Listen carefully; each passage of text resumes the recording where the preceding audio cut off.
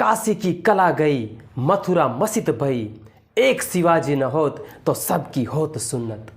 यही पंक्ति बताती है कि कैसा होगा हिंदू सम्राट शिवाजी महाराज का सामर्थ्य, कैसी होगी उनकी अस्मिता और कैसा होगा उनका राष्ट्र प्रेम। लेकिन इससे पहले सबसे बड़ा एक प्रश्न, उस समय के ब्राह्मण पंडित शिवाजी का राज्याभिषेक करने के लिए क्यों तैयार नहीं थे? श्री कृष्ण के बाद शायद एक ही ऐसी विभूति है जिसे युद्ध नीति में आदर्श माना जा सके, क्योंकि शिवाजी ने अपने सैनिकों को कभी भी बिना सोचे केसरिया करने के लिए प्रेरित नहीं किया, बल्कि शाइस्ता खान जैसे शत्रु को निद्राधीन स्थिति में मार दिया। और यही श्री कृष्ण की नीति है शठम प्रति साठ्यम। शिवाजी ने 13 साल की उम्र में आधिकारिक राजमुद्रा का प्रतीक बनवाया, जिस पर लिखा था, प्रतिपश्चंद्र लेखेव वर्धिष्णु विश्ववंदिता, साह शूनो शिवशेष मुद्रा भद्राय राजते।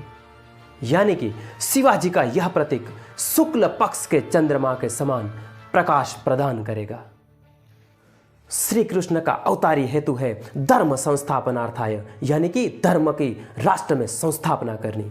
और वहीं पर छत्रपति शिवाजी महाराज का ध्येय है कि राष्ट्र को हिंदू साम्राज्य, संपूर्ण हिंदवी साम्राज्य बनाना, यानी कि हिंदू संस्कृति का संरक्षण करना। श्री कृष्ण ने बचपन में ही सामान्य लोगों को साथ में लिया, स्त्रियों को साथ लिया और एक क्षत्रिय राज्य यानी कि कंस के राज्य को, साम्राज्य को नष्ट कर दिया।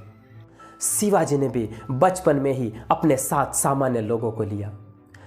पूना के जंगलों में रहने वाली मावड़ा जाति को साथ में लिया और उन्हें युद्ध नीति में प्रवीण बनाया, युद्ध निपुण और प्रशिक्षित बनाया।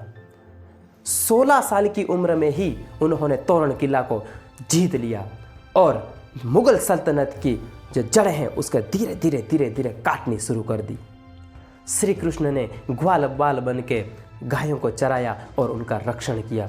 वैसे ही शिवाजी ने एक राजा के नाते गौ ब्राह्मण प्रतिपालक, यानी कि गौ अर्थात गाय और ब्राह्मण का दोनों का रक्षण किया, प्रतिपालक बन के उनका धर्म निभाया।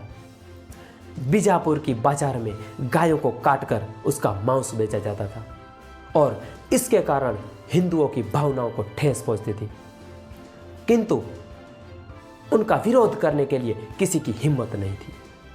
तब बीजापुर के दरबार में शिवाजी ने जाकर बादशाह से कहा, आपके राज्य में, आपके नगर में गायें काटी जाती है और उसका मांस बेचा जाता है और इसके कारण अगर हिंदू और मुस्लिमों में झगड़ा हुआ तो इसके जिम्मेवार आप होंगे। परिणाम स्वरूप सुल्तान की ओर से फरमान निकाला गया कि कोई भी बाजार में मांस नहीं बेचेगा और अगर जिसे बेचना है तो वो बाहर जाकर दक्षिण छोर में जाकर बेचे।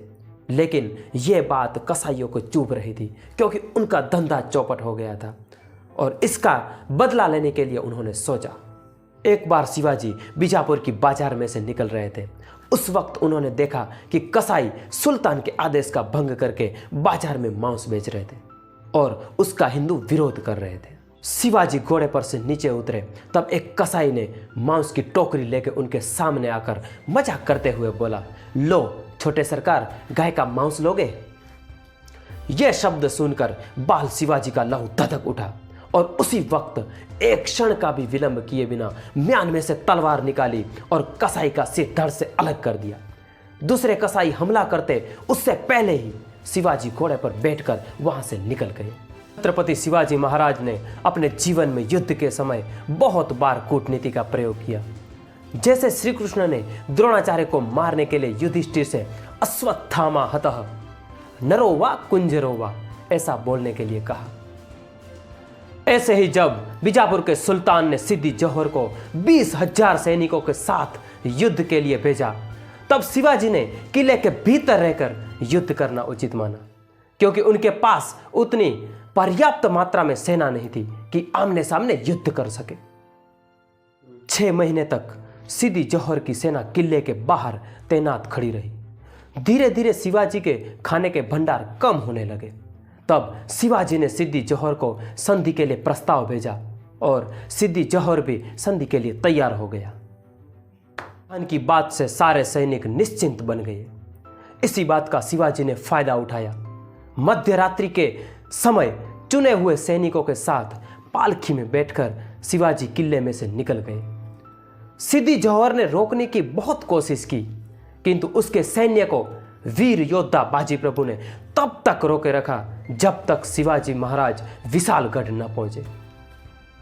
शिवाजी ने न सिर्फ मुगलों से किंतु विदेशी आक्रमणों से बचने और संरक्षण हेतु सबसे पहले नौसेना का निर्माण किया और साथ साथ विजय दुर्ग, सुवर्ण दुर्ग, कल्याण जैसे दुर्ग समुद्र तट के पास में ही बनवाए गए ताकि बाहरी हमलों से तुरंत आक्रमण करके सामना कर सके।